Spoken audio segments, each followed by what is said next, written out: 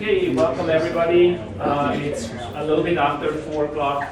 Nice to see you again at the seminar, restoration seminar. And today I have a really special guest from my They're all special guests, right? Everybody's special actually in one way or the other. So from our good times from Missoula, Giles and I kind of had common history over in the Callaway lab, and I think that was really memorable for both of us. And I got known there, Giles, and not just that he was great in the lab and very helpful in all our projects and with ideas and everything, but I knew about him that he was doing his native yards and the native yard little company that he had, and then I didn't know that we will kind of have a common future for that. Mm-hmm.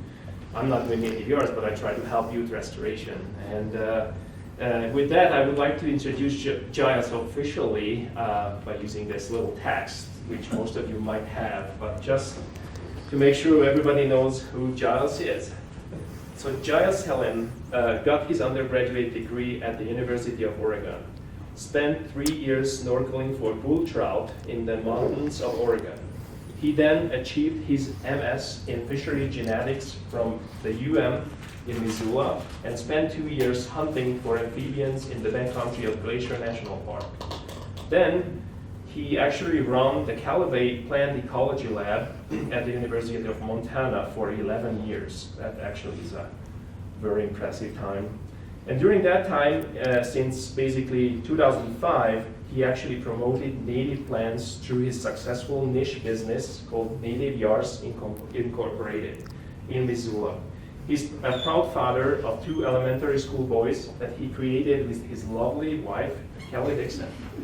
And I know those guys, and I know Kelly, everything true here. Yeah, it's all true. Thanks, Robert, Giles, thank for you. coming, and we're looking forward to your talk. So I appreciate the invite. I haven't given a talk in a number of years. I used to be in the academic realm where you go to these every week. I'm sure you guys come every Wednesday, and good for you. And I miss this aspect of the plant world and just the academic world of getting to hopefully hear an entertaining and educational talk. And my goal for you today is to walk away, and if an hour from now or 10 minutes from now or tomorrow you think about one of the things I said, that will be a successful talk for me. So I'm going to kind of throw a bunch of different stuff at you, hoping that maybe one part of it sticks with you and it maybe is something you'll consider as you move down the line in your careers or your personal goals. As I was driving over here, I was like, 4 o'clock on a Wednesday, it's always a tough time. People, it's the end of the day. And in Missoula this morning, I know Missoula for some of you is a 4-letter word, but over on that part of the western Montana, it was 33 and sunny, and it was warming up, and there's no wind, and everyone's in t-shirts, and I was like, oh, nice Wednesday afternoon, and I had to drag him into a talk. Well, Deer Lodge, the clouds came, a little snow, and I'm like, oh, okay, maybe we'll have some people that aren't basking in the sun, because there is no sun, and it's still cold here. So, kind of an unusual title for a talk. Sasquatch's Footprint, a guide to plant restoration. And where did I come up with that? Well, Robert was not pestering me, but he was like, Giles, we need a title for your talk. And I'm like, oh, I don't know what to do. And I had this water bottle. It has a picture of Bigfoot on it. And my wife, Kelly, was like, well, I challenge you to use Sasquatch in your title. And so challenge accepted. And this is what you get. But, you know, it works out. This will be the only Bigfoot slide in the whole talk, except maybe not at the end. If someone asks the right question, there could be another talk, and it has to do with why don't we see more of Bigfoot's footprints on the ground, and maybe it's it's our running theory on how Sasquatches could travel through the forest. So if anyone has a question on that later, totally off topic, but it's an interesting thought. But what is the part that pertains to this more is the perspective. And the perspective matters when considering what plants to promote. And that's my main goal is for if you're looking at a site or a region that you need to try to enhance or make it what you are asked to make it, you need some perspective. And so this is my little keep me honest slide, but I'm going to first talk about some causes of degradation and just to show some pretty slides. I'm going to tell some tangential stories, and then I'm going to kind of go into some different size projects and how to consider some of these questions. So I've been fortunate since 2007 to have worked in 3 sites. This is a really large restoration site. Obviously, you all know this. You've heard about this for years, probably since you've been here. Joe's been around it for a long time. In terms of the region, the Upper Clark Fork Superfund site. But I've been fortunate to work here in Butte, which I'll talk about a little bit. I've been, as my native yards hat, I've been able to work in Deer Lodge doing willow collections for the state. And I'm one of the approved contractors to do all the plant work for this site, for this project. And I've also done some work down in the other end of it in the Missoula side of things. But, I found this photo, the river running red, and people had talked about it. I'd never seen it. And when I saw this, it's like, oh my gosh, that was the way it was in the 70s. And this is, of course, the type that we're trying to get it back to. And so here's where the Milltown Dam, this is down in Missoula, in the Bonner Milltown area. This is Woody Mountain. And you can see the dam was right here. This was the lake, or the reservoir. Here's the Blackfoot River coming in and the Clark Fork. And here's for reference, is the Blackfoot River coming in there. So obviously, this was the big problem. This is one of the Superfund, is that body of water. And I had the chance to go down there when we got to do some of the planting and monitoring when they removed the dam. So what they came into, this slide isn't as clear as it was on my computer, but they had about 30 feet of sediment there that they dug down to. And when they got down to the original layer where they cut the trees, and this is the old forest floor. And you can see right here, these guys are digging out the last little 30-foot pile of sediment from the lake down to these trees. And they came down and they just scraped right along what was the forest floor. And I was told that when they did this, there were pine needles. They could see the pine needles and they could peel back the original forest floor from over 100 years ago.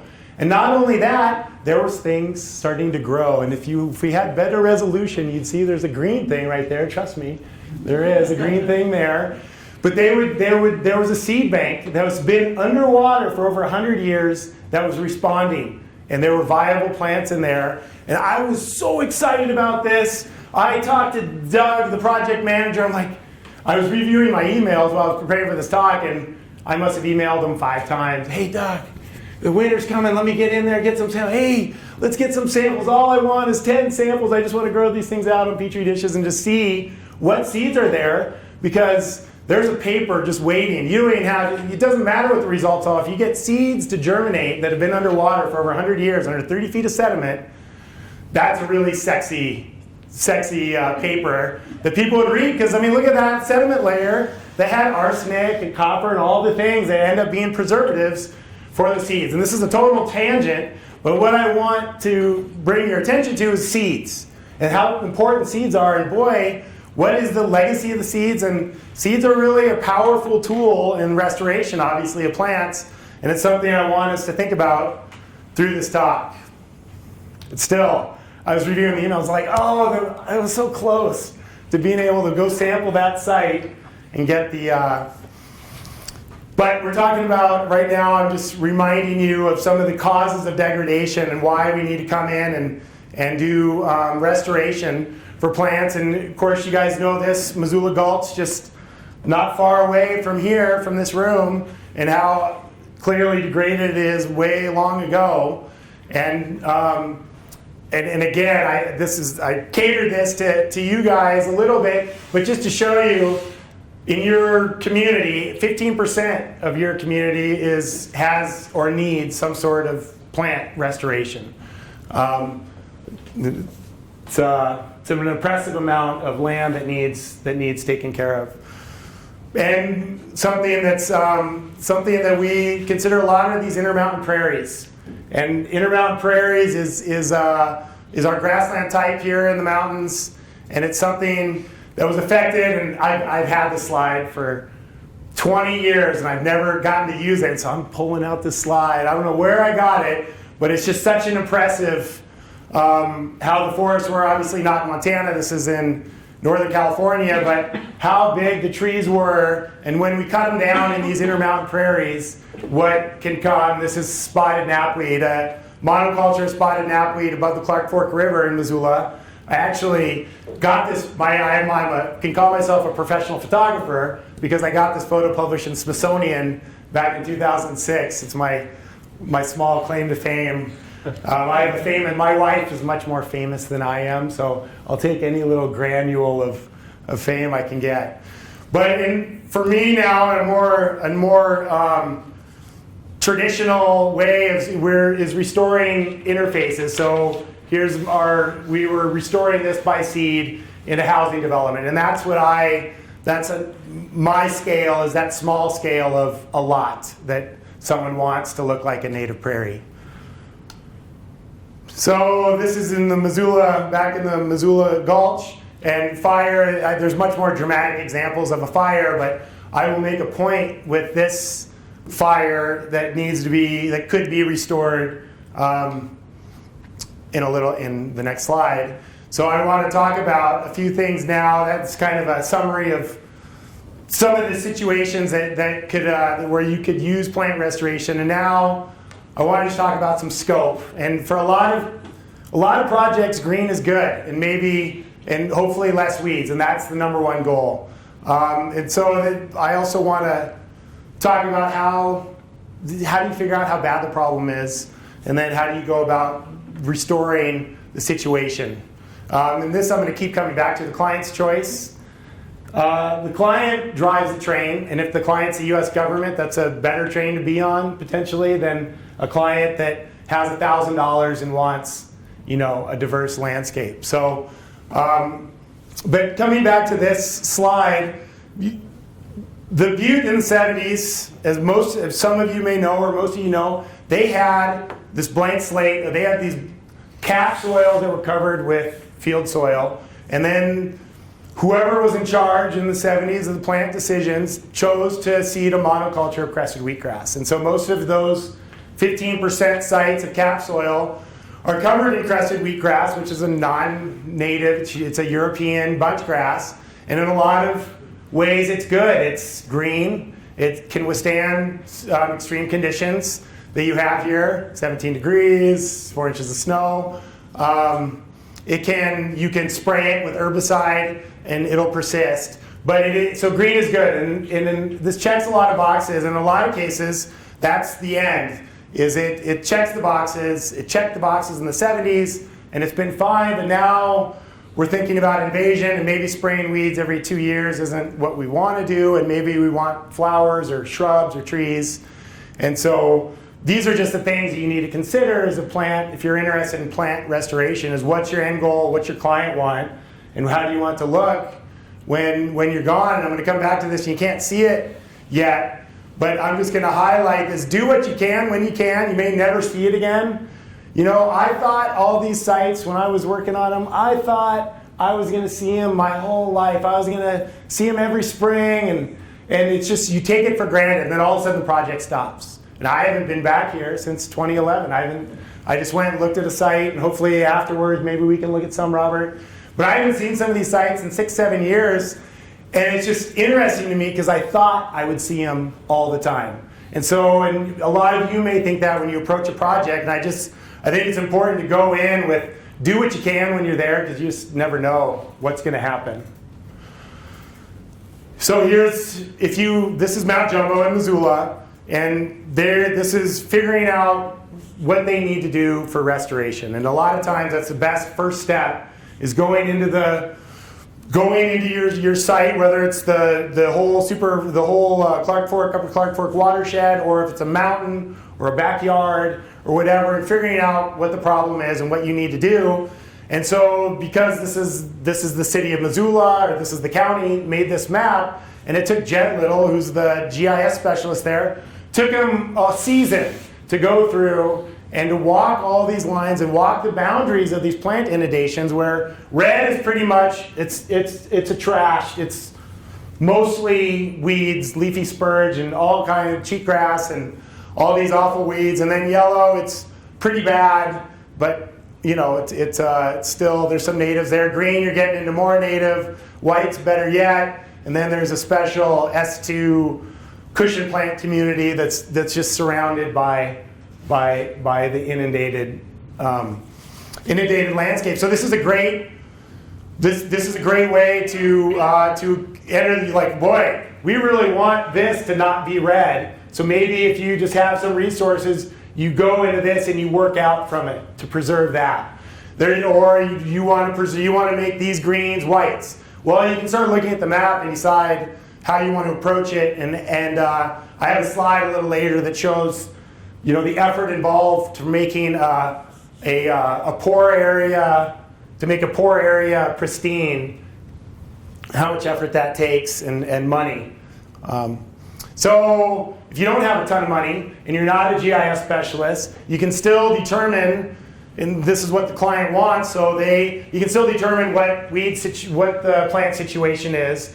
So they wanted me to go in and tell them what weeds they had on these Forest Service roads so they could dial up the proper herbicide regime to come in and spray these roads for weeds.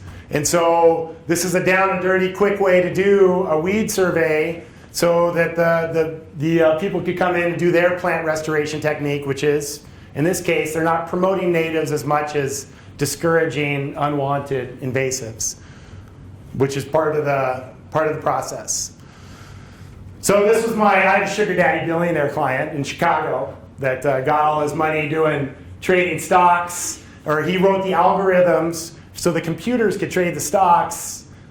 So anyway, apparently it's really lucrative because he had hundreds of billions of dollars, and he had some property up in the Swan Valley, and he really liked paper birch trees. So he wanted us to go out, and we got to walk it took weeks and weeks and weeks to walk every step of this property, find a birch tree that's a foot or taller, put a little tag on it, measure it, take a GPS coordinate, and then put that map on a Google Ace interface where he could go onto a button, click it, and see what size the tree was, get a picture of it, and do all that. So this is a different kind of plant restoration. It's into the tree realm, but you can't really see the color on this projector is not awesome because that's a bright red, and that's a red and red. And so you could go in and see the green trees are good, yellow and reds are impacted, and maybe if he really likes paper birch, you could focus on areas that have not as many birch as he would want. So that's one way to approach a plant restoration project. Because this is the end goal, is a diverse, intact native community that really doesn't need anything but you to walk through it and take it all in. It doesn't need herbicide or sheep or fire or whatever. And so that comes into the diversity matters part of the talk. And if you go out in that grassland and you did a 2 meter by 2 meter plot, and you were able to determine what the biomass was, you'd see that 85% of that biomass is in the grasses, the native bunch grasses, but then 85% of the diversity is in the forbs. And the forbs are all active, different times. Some are coming in April, some are coming in now. But this is an intact community, is this diversity in this ratio of grasses to forbs. And so something to note is that if you use herbicide, of course, that ratio will shift towards the grasses and this will come down and the diversity will go down, and that could be a problem for a reason I'll tell you about in a second, and it has to do with weeds. So imagine this is obviously it's a pile of soil. It's not hard to imagine because it's right there. Pile of soil, you can imagine it spread out over an area you're going to restore, or it's just this beautiful blank slate ready for whatever you want it to be. Well, I've seen it 1,000 times where nothing happens to that soil. It's just dumped and left. And what happens every time is you get 100% weeds. It just becomes a weed pile, and it's a vector, and it's just this not great situation. because now it's just it's maybe there were seeds in it. Surely there were seeds in it. These seeds, they're everywhere. You can't see them, but they're everywhere, and they will reveal themselves through time on what's there. And then certainly there's a lot of wind-borne seeds that can come in that are weed seeds. So if you take that same pile of soil and you add a mix of native seeds, and what do you get? You get 98% native plant community with hardly any weeds. It's the same pile of soil. I mean, clearly it's not, but I can tell you through experience that this works. Is putting a little bit of seed on a blank slate will make a huge difference in keeping weed production down. It could be that simple, and you'll see me referring to this in different situations. And I can tell you, being in the, going to a different client every week and them having an area that wants to be restored, a lot of times this is what we do. We'll smother whatever they have. They have a smooth brome patch all the time. Oh, we bought a ranch in the Bitterroot. We have 5 acres. We have an acre of smooth brome in the old pasture. What do? We want a native prairie. Well, we come in and we cover it in 3 inches of soil, and we gravel soil, and then we seed it. And that's a great way to approach that problem and get them what they want. Of course, smooth brome's a bear, but it's doable. And so the diversity matters. I'm not just blowing air. There's been a lot of research that shows that diversity matters. This is one in Missoula, at the Fort Missoula, by John Marin and Marilyn Marler, where they had these 2-meter plots that they grew up diverse native assemblages and then tried to invade them with different weed types. And they found this result that, hey, if there's only a couple species in that plot, it's going to really get invaded by a ton of stuff. This is with knapweed, but they showed this with other species. But if you had a full Monty native plant species in that plot, it hardly got invaded. I mean, look at the gradient. It hardly got invaded at all. And there seems to be this threshold of 10. And that's what I always think about, is 10 species. Your goal, if you want to restore a plant community, is you want to establish 10 species. And they can be trees, shrubs, grasses, flowers, hopefully a mix of all of them. But if you can get them established, which is putting them in the ground, and they can survive and persist for a couple of years, so they're tolerant to drought and tolerant to other environmental situations, that 10 is the number you should shoot for. So I hope that's one of the things that sticks, like, oh, how many plants do I want? You want 10 is the key. And you need to put in more than 10, because 10, I talked about surviving to establishment. You may have 30 in your first season, but certainly a lot of those will blink out, and you want 10 in your established community to keep out weeds. And there's lots of examples, and I know there's nothing from before 2000 or after 2007, and that.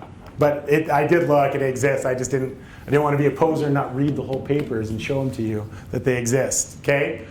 So here's an example at the Mount Con, and this is one of the places I want to go. We worked at the Mount Con. I don't know if it's just a big grass field. I have a feeling it might be, but maybe it's not, and I want to see it. So but this is what it looked like back in 2010, and they got all their cap soil from down the valley, and then they would put it down, and I don't know if they seeded grass in here, but this is what came out, is they had a pulse of pennycress. Pennycress, and that's 100% pennycress. So what do you do with pennycress? Well, you can spray it, put a ton of chemistry on it. It's an annual, so we weed whacked it, which should take care of it. But still, it's there. Now remember that picture of the mound of soil. If it had been seeded initially, this is the other side of the Mount Con, just on the other side of the picnic shelter, where, again, this is what I really want to see. I don't know what it looks like. I only got to see them germinate, but we seeded a bunch of natives in here,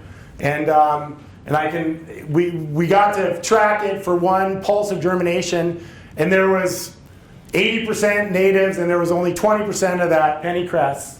So it was working, and again, I don't know how it turned out. And we certainly do this at a lot of different sites. So this is down in the Milltown area, the Bonner Mill. I'm fortunate that I've gotten to be in the water and up on the landscape. This isn't part of the Superfund site per se, and this is now where this site is where there's a new amphitheater there, the Kettle House Amphitheater, which is apparently pretty spectacular. I haven't been there yet, but so just an example of another site at the end of the valley here. So this is an example of a bag of seeds. And the things to note are that we have 11 different grasses, about 40 different wildflowers, and some shrubs and semi-shrubs. There are no tree seeds in that mix. And you know, as Peter Lesica is a famous botanist in Western Montana, and as he says, the what always wins are trees and shrubs. So if you really have a bad weed problem, plant trees and shrubs, because they will, in the long term, they will be the winners. And I know Crystal, we had a chance to chat, and trees and shrubs are where it's at for long-term considerations of community health. The trees and shrubs are expensive and slow. This is on Excelsior. I just went here just now on the way here. I haven't been here. I've been curious. I've been looking at the slide. But it's interesting to note that we seeded this back in 2009, and we looked at it 2 years later, and we found our native species. We put in that 50 species mix that you saw in the bag, and well, we got 15 to take 2 years later. That's an established native community, and that's fantastic. And not only that, but there are a number of weeds in 2011 were none. We didn't have any. I know I saw some faint hints of some cheatgrass that had moved in, but that's where you come into this management. Is you know, if you weeded it in the spring and weeded it in the fall, 5 guys, 5 folks, couple hours, you would have it licked. Okay, and so it really doesn't take a lot to deal with what you don't want and put in what you want. If you can do it at the beginning, well, now this is all weeds. Some of these have moved over. I looked, but this looks, I think personally, this looks a lot better than this one now, and it really didn't take a ton of extra effort because. When you're doing this work, and I tell the clients this, 85% of your effort is getting it to the point where you can add what you want. So getting the bad stuff out, getting the good soil in, takes most of the time and effort and money. And then the last 15% is the fun part, where you get to put in the plants or the seeds or whatever. And so just considering that when you have this blank slate of that 85% of your efforts just has that bare soil, that the time you have to act right away and get those native seeds on the ground, so that, or any seeds, just not a monoculture, you know, of if you can help it. I think you'll just be doing yourself and your client, whether it's an individual or the government, you'll be doing them a solid. So I referred to this little chart earlier, and it's just, again, something I tell clients that if you want to make a poor area marginal, there's going to be a huge input. But if you want to make a great area pristine, that's pretty easy. And gosh, if you want to make a poor area pristine, I mean, it's going to be an incredible amount of work. This would be an example of a poor area of this waste rock. I learned long ago when I first started, never say tailings. When you're looking at it, it's always waste rock. These aren't the tailings that have been dealt with. This is just what was in the way of the good stuff. So what do you do with that waste rock? Well, we know that you cap it with 18 inches of soil, whatever, and then you add what you want. And that's what you guys have been doing for 10 years almost now, is trying to deal with making these poor areas probably good, I think, is the goal with the project here. I don't think you're going to get to the great or the pristine. Some of them are already going from poor to marginal. Again, I'd like to see. But just thinking about inputs, and when I see that smooth brome patch in the client's field, I'm like, this is a poor site. Like, this is bottom. You know, it's going to take a lot of work to get it pristine. It's not going to be one season. You have to follow through. So this is one of my favorite butte sites over just west of campus here, of the buckwheat with all the shells around it. So that, I'd call that a marginal area. Maybe good. I could be talked into good, but so another way, we're talking about getting diversity into the system, and certainly seeds are the easiest way to do it. Seeds on bare soil. Well, if you have the burned, this was a burned crested wheatgrass piece, different than the one I showed earlier, is you can add diversity by planting plugs and plants. And I know, again, that's something that happens here, or did happen more, but that's one way to do it. And then the old Forb sods, which was a trial experiment here of growing out big meter squared size Forb sods, which is just something you could roll up and move and unroll and let it and water it and call it good. And it would have little islands of diversity that would hopefully seed out and expand themselves. So there's other ways to add diversity. Certainly it's a lot of effort to make these and to grow them and create them. Seeds you just buy, if you can. I'm just a quick aside, totally not relevant. But the people at Wind River Seed, they're one of the only suppliers of small amounts of seed. I don't know if you've had any luck, but the guy will not call me back for 3 years. So I don't know how you have a seed company and you don't call a seed guy. You know, I mean, I had my wife contact him 2 weeks ago, hoping I could get my seeds, and he's ignored her too. I'm like, I don't know if he knows that she's with me. I don't know what I did to him, but it's so if any of you want to start a seed company, Crystal, I think I would be first in line to buy seeds, because they are hard to get, and they are generally expensive. You can buy by the pound. I'm sure the Wind River Seed would answer me if I asked for pounds of seed instead of quarter ounces. But in any case, so this is that, you know, we're trying to get, this is the goal, is this 85% grass, 85% diversity of forbs, but it takes, and why do we want that? There's a lot of reasons that's the colorful wildflower scene from the 70s in Missoula is maybe more functional than the monoculture of crested wheatgrass that you have around here. And you know, a lot of these are obvious, but I think they're worth noting that diversity is great for a lot of reasons. 7 in this case. So the Diversity Matters was a research assist, and so I just have some other research assists. If you get into the realm of the seeds and what seeds to use, one seed isn't another. They're not all created equal. In this study, we grew in a pot. We just competed little native plants or the white or non-native plants, and we competed them with knapweed and see how they did. And we measured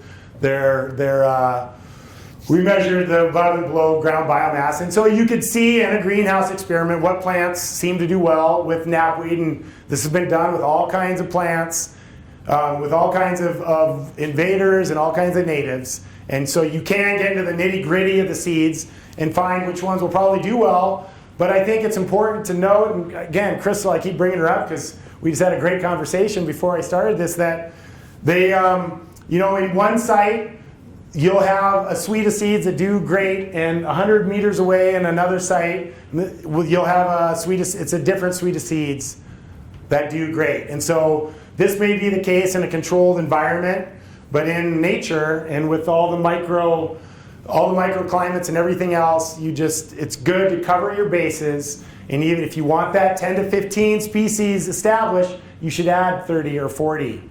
And I know, oh my God, what about the 25? I'm just wasting money. Well, you can never predict what those 10 to 15 species are going to be. It's almost never. So another thing to consider are ecotypes. So here's a gaillardia in a near dominant stand of spotted knapweed. Maybe these seeds, and it's been, Robert, you can help me maybe, but these seeds are shown to have some resistance to spotted knapweed. So they've evolved, they've survived the onslaught, and they're still standing, so they're the strong guys. And if you have a choice and you can collect seeds from invaded areas, chances are they're going to have a better chance of success than a seed you buy from a seed company. For example, you can buy gaillardia from a big seed company. Well, a lot of them contract grow their seeds in India. So it's a gaillardia from Montana, it's native to the western Montana or western U.S., but the seeds are produced in another country, another continent. So does that change those seeds? I don't know. I mean, it's hard to know.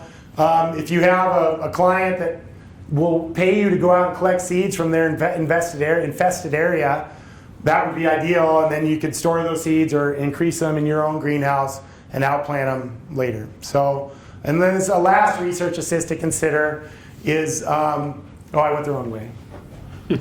The last research assist is activated carbon. So a lot of these non-native weeds they're all successful for different reasons. Spotted knapweed, we know it's successful because it exudes a wicked chemistry from its roots that seems to be toxic to our plants. And so in that toxicity can stay in the soil just like herbicide can. So one way to deal with that is by adding activated carbon to the soil, and it'll absorb a lot of the chemicals that are in the soil, and it'll release a lot of those competitive effects that are on the natives, and they're able to grow and persist. So I know I keep talking seeds, and I just think it's important to think about the seeds that are already there, the weed seeds, the seeds you want to put in, and what you do with them. And nip weeds in the bud, get them before they get you. And so one way to do that is to go out and to nip weeds in the bud is to go out and hand pull them. Well, surely that's successful. You know you're getting the plant.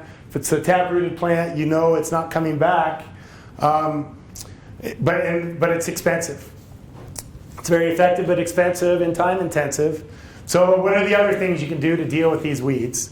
Well, obviously herbicide is the big one. You can use insects, and those have some beneficial effects and some not. You can graze.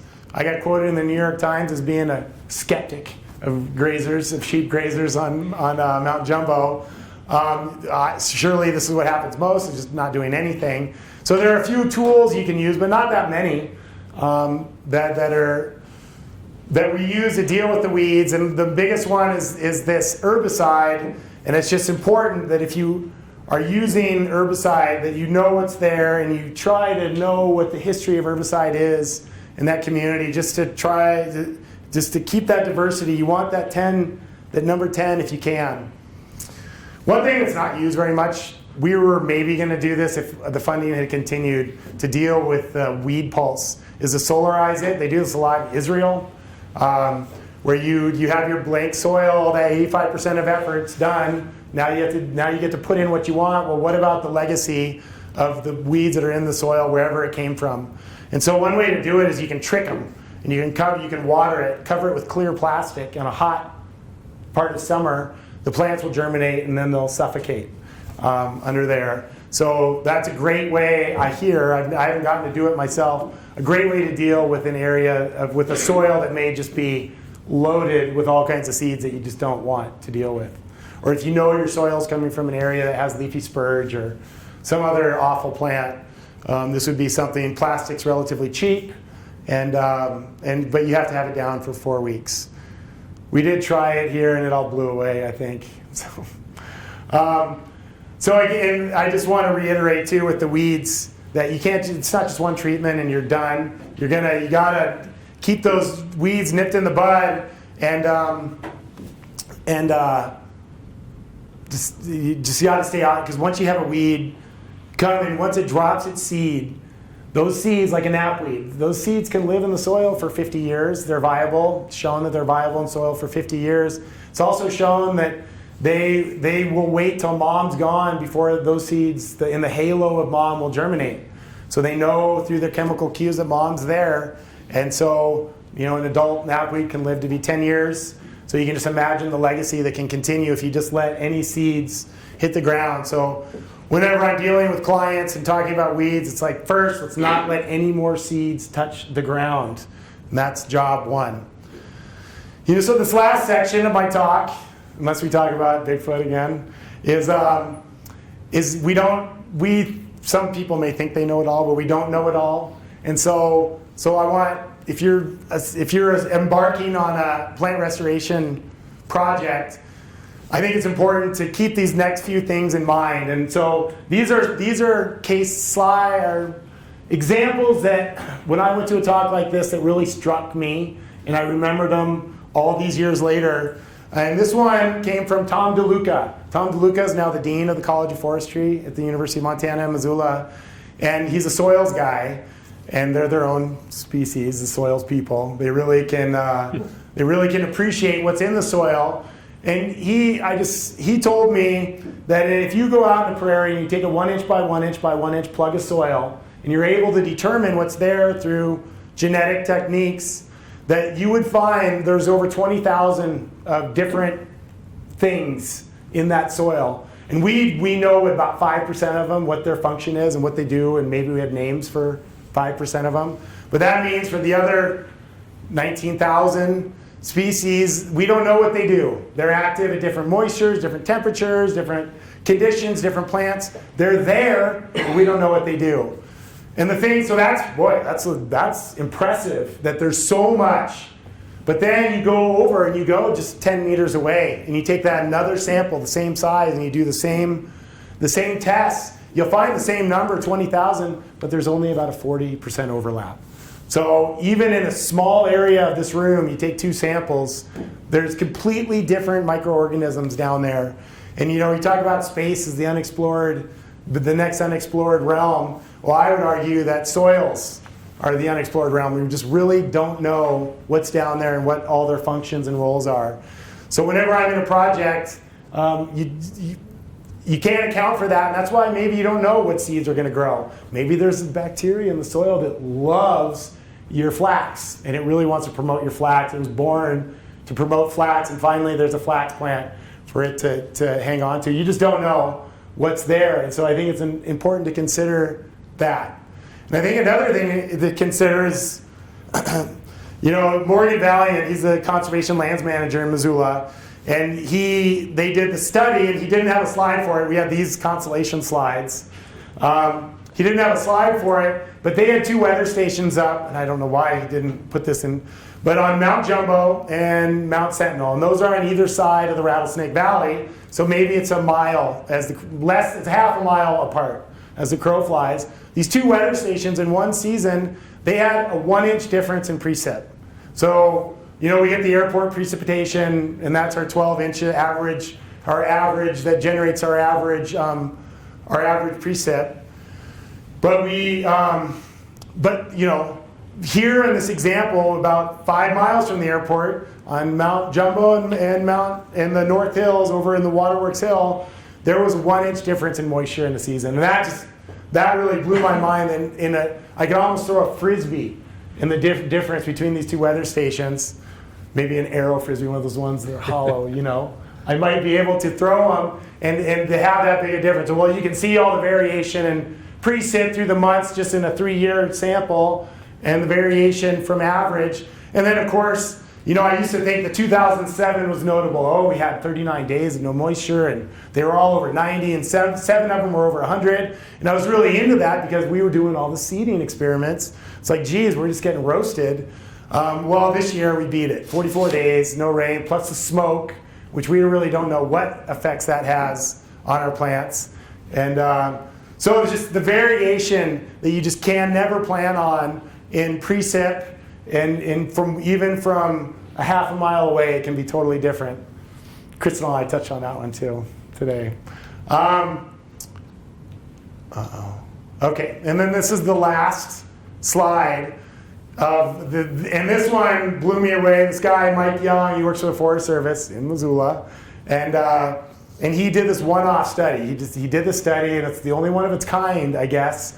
I haven't searched the data banks, but he was kind enough to share me the slide. He looked at the West Fork of the Bitterroot and a few drainages, and he did some cores of trees, 4 different tree species, and these are all the same aspects. They're in these drainages. And if you look at the slide and take it in, this is a small tree. This is a 20-inch DBH tree, okay, 100-inch DBH tree, monster. And then this is the age. Look at all of these tiny little trees that are old. 180-year-old tree is this big. The Natural History Center in Missoula has a cut of a larch, and a cut of a larch. Well, they're the same age. You know, they show that to kids.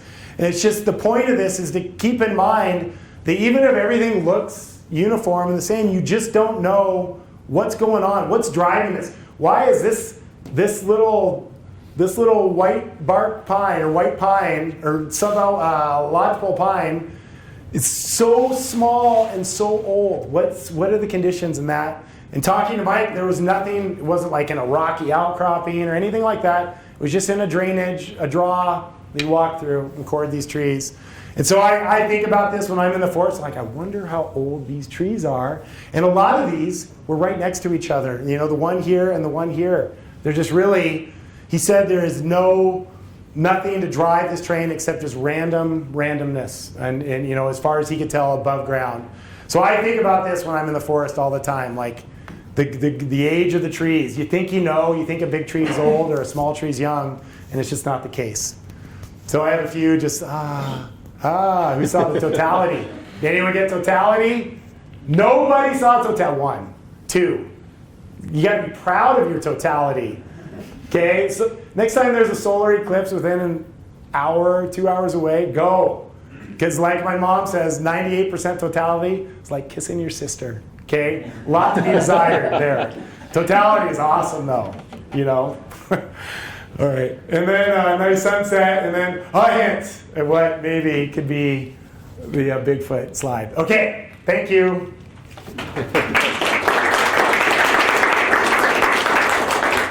2 minutes for questions. Yeah, 2 minutes for questions.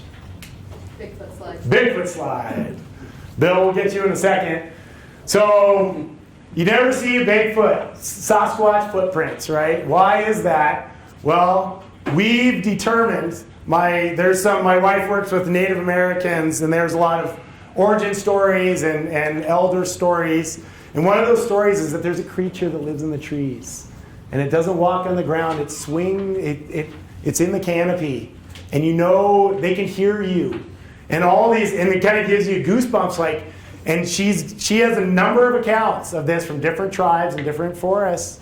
And then we have some friends that work up in the sticks of Canada, and they're all believers in Bigfoot up there. Like, it's not, oh, are there Bigfoot? It's like, yeah, they're there. And why don't we? Well, we don't have evidence. There's no footprints, you know. And so that we propose that they move around arboreally like orangutans through the canopy.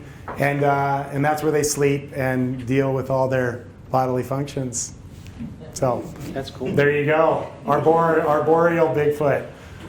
You heard it here first. I got it on camera. And my wife said don't give her credit for it, but Kelly Dixon came up with that one. Okay. We got it. Were you misquoted New York Times? No, I was a skeptic at the time. The sheep, they had too many sheep. And they were going crazy and trailing, and you know it's wet out. They're leaving footprints, and and then they're pooping out weed seeds, which are viable, and they seem to be doing more harm than good. When they narrowed it down recently, that was back in 2008, 7. Now they have a troop of sheep that are like 40 or 50 tall, so the one shepherd can control them.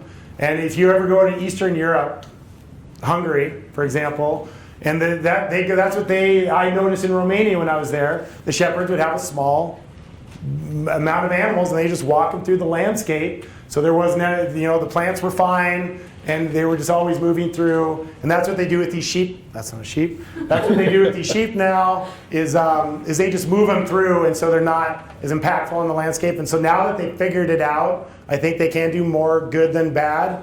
But at the time, I was a skeptic. And would they pick the leafy spurge? Yeah, so they're trained, like the babies, they learn to eat leafy spurge, and then they do prefer it. Now goats and stuff, that's a different story. Yeah. But sheep can be trained to eat what you want them to eat, generally. Bill? When you're going out and finding a big pile of dirt, soil, what are you looking for? I mean, as you said, it's not all the same. Where do you go? I mean, if I'm looking personally for soil that I want to use that's weed-free, Right. you certainly can buy a weed-free soil. People make it out of,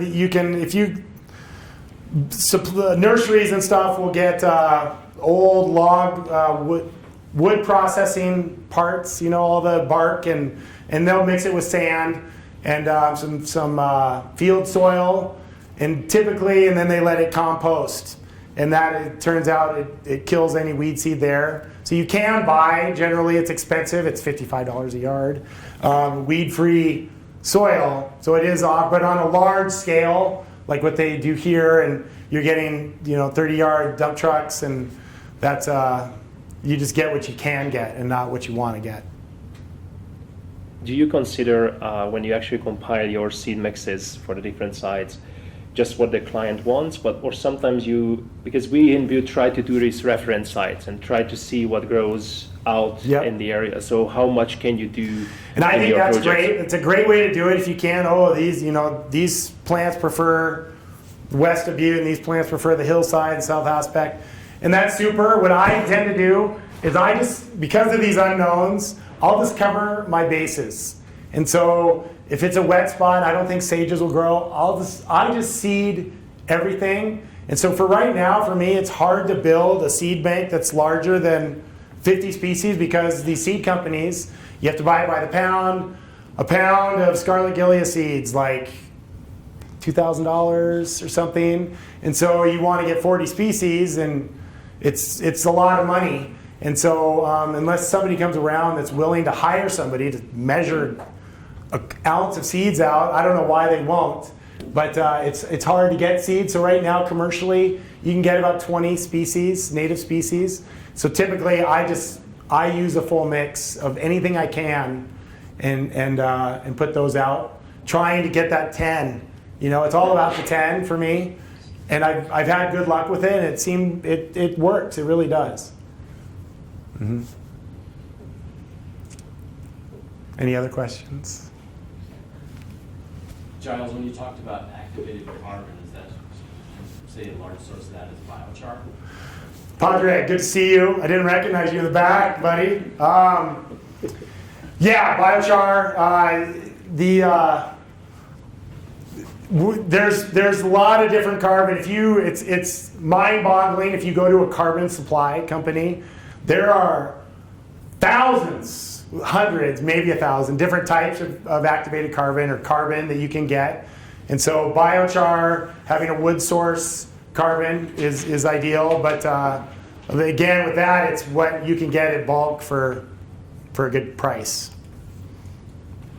What's your method for administering that to the soil? The soil depends. If it's already if the soil's on the ground, you would want to rake it in. Put down. You would figure out how much you want per square foot or square meter or square mile, and apply it whatever your context is. If you need machines to do it and rototill it in, but just getting in that top 2 inches of soil would be the key. That's where all the action will happen with germination.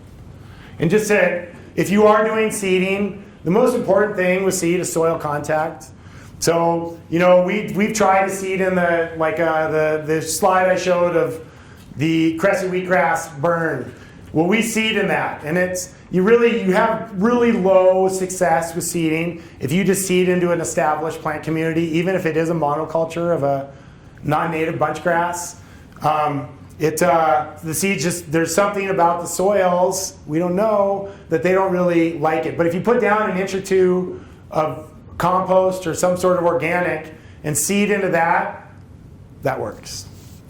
So that's a way to deal with an intact community seeding. It's that soil contact, and if it's fresh soil, it just is ideal. And if you are planting seeds, ideal soil contact for a seed, 2.5 size. If you have a seed that's this big, you want it to be in the soil 2.5 times that size. So if you have a tiny little yarrow seed, then it just wants to be on the top of the soil. But if you have a grass seed, you want to dimple it in, because it wants to be in 2.5 times the size of itself. I'm sorry that I asked a second question. No, please. So what do you do other than weed control probably at the site? What else would you do? And what do you think of competition if we actually plant in stuff in like crested wheatgrass stands? What do you think of the competition of an established native one and the crested? So too cold? Well, sure. If we're coming into that crested wheatgrass stand, and you're saying, what do you choose to plant, or how do you? There's a point. There's a point where a plant will facilitate another plant's survival, and then that comes to where they'll start competing for resources. And so it's finding that, Roberts, I think, is what is that line where there's facilitation, and then the plant you want will maybe start out competing the other grass, and that's where the trees and shrubs win, because they can get facilitated when they're young, and then as they grow up, they'll start winning with getting nutrients and water. Any other care you give to your plants? You go out and if you are using plows. Well, as much as you can, and that's why I gave the little caveat of do what you can while you can, because you never know. We're going to come back with a water truck, and we're going to do all this stuff, and you just have the best intentions when you're on a site, and then you move on to the next site. And then, stuff falls off the back, or funding dries up, or you don't get a grant re-upped, or whatever happens, and you never can, and you don't come back to the site. So do what you can while you can. If you have time and it needs water and it's been dry for 44 days, by all means get water on it, because for the first 3 years of a plant's life, it'll take all the help it can get with water and weeding and whatever care you can give it. Deer control, good God, deer control in Missoula. It's just constant. So, Thanks. yeah. Any other questions? Okay. And if not, just I hope you guys remember something tomorrow about this. Thank you.